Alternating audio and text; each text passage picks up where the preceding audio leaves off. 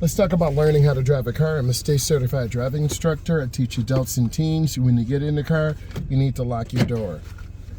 Next, I need you to put on your seatbelt so you don't get thrown out. We want to be comfortable in the car. We want to pause for a second. Now we want to adjust our mirrors. Get both of your hands. Get the mirror adjusted. Frame the rear mirror in the back window. So when you're driving, you can look up and see everything that's going on.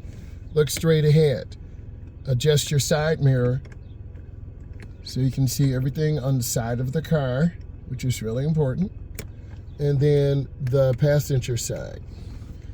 Now, we want to pause for a second. You must have your TIP, that's your temporary instruction permit. That's like an adult permit. We want to look over our shoulder and gently push the gas.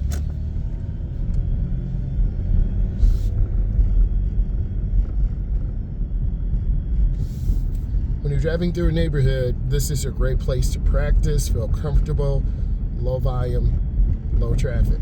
We want everything comfortable and relaxed and peaceful. It's really important that as an adult,